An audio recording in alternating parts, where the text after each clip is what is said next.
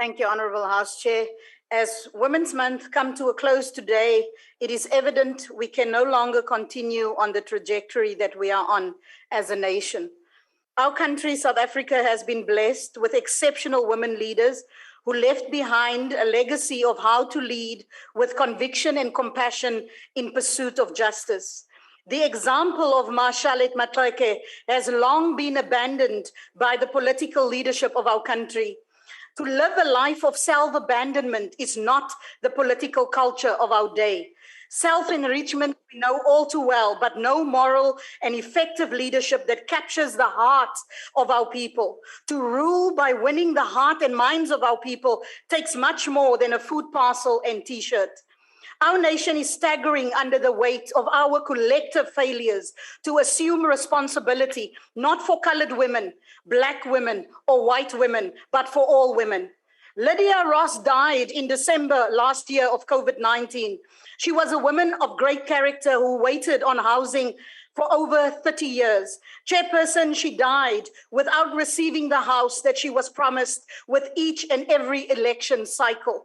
She was a mother and a grandmother who worked for most of her adult life, yet she died without a pension and still waited on her unemployment benefits to be paid out to her, almost a year after having applied for it.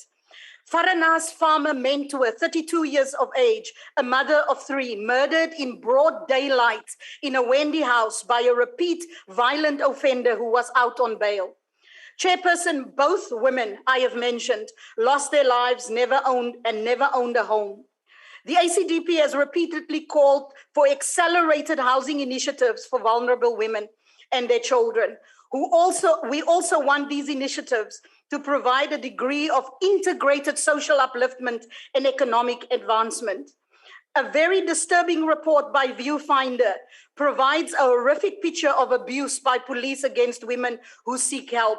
The report covers over 1,000 cases since 2012, with at least a third of the cases registered with IPID happening while police were on duty at the times these crimes were committed. Most of these cases went unpunished and never saw any conviction or court appearances. We have a culture of rampant abuse against women that allows for the worst of crimes to go without punishment and seemingly no remedy to cure it. It prevails because we are unwilling to address the root causes of societal issues and unresponsive systems.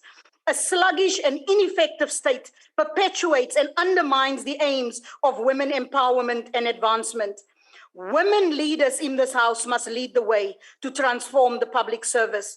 There has never been a greater need than there is today for strong moral leadership in the vacuum that exists.